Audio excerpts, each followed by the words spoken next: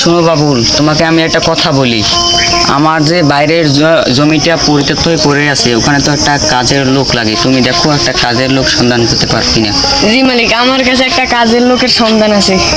তাহলে তুমি তাকে নিয়ে আসার ব্যবস্থা করো, ঠিক আছে? আজ্ঞা মালিক। চলো সামনের দিকে তো গিয়ে দেখি কি অবস্থা।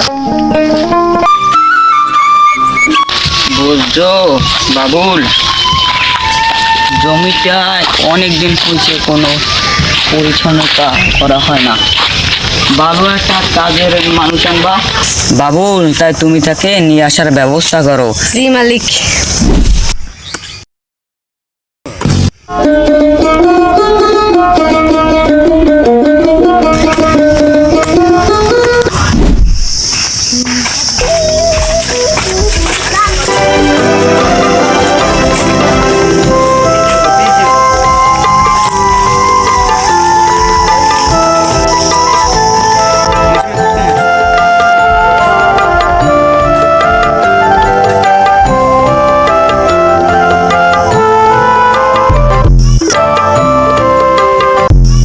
খালেকের জমিতে কাজ করা হয়েছে?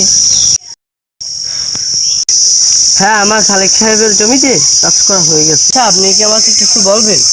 হ্যাঁ, বলতে চাইছিলাম যে হ্যাঁ, জমিদার বাবুর একটা জমি পড়ে আছে, সেটাই তোমাকে কয়েকদিনের কাজ করে দিতে হবে। আচ্ছা ঠিক আছে, তাহলে চলো।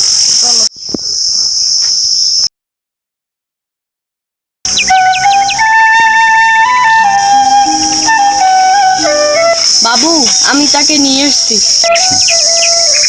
ও, এই তাহলে সেই লোক। আচ্ছা, তুমি কি ভালো করে কাজ পারো? আগে আমি অনেক জায়গায় কাজ করছি। আচ্ছা, ও তাহলে তোমাকে জমিটা দেখাই দিয়ে আসবে না, তুমি সুন্দরভাবে কাজ করবা, ঠিক আছে? আগে বাবু, এই জমিটা এই নিয়ে তুমি সুন্দরভাবে কাজ করবা, ঠিক আছে?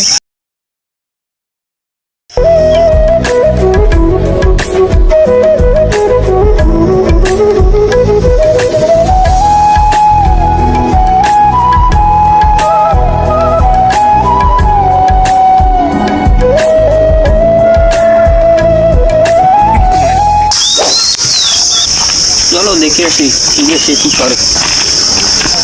কাজ তো মোটামুটি ভালোই করতেছে না? এই মতি, এদিকে এসো। জি বাবু, বলেন। তুমি কাজ করবা, এই আমার এই জমিটা যত বন আছে সবকিছু সুন্দরভাবে পরিষ্কার করে দেবা, ঠিক আছে?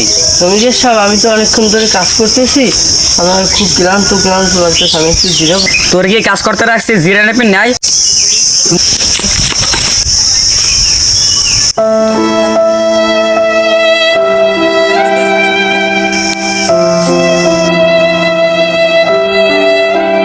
বাবু আমাকে মারলেন?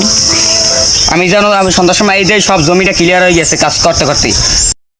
দুনিয়ায় গরিবের পাশে কেহ নাই। আমি জমিদারের কাজ করলাম কষ্ট করে, সে আমাকে মারলো। তাছাড়া একটু জিরাতে চাইছি, তার জন্য আমাকে মারছে। হায় রে মানুষ, মানুষ দেখো টাকার কাছে কিরকম হয়ে গেছে।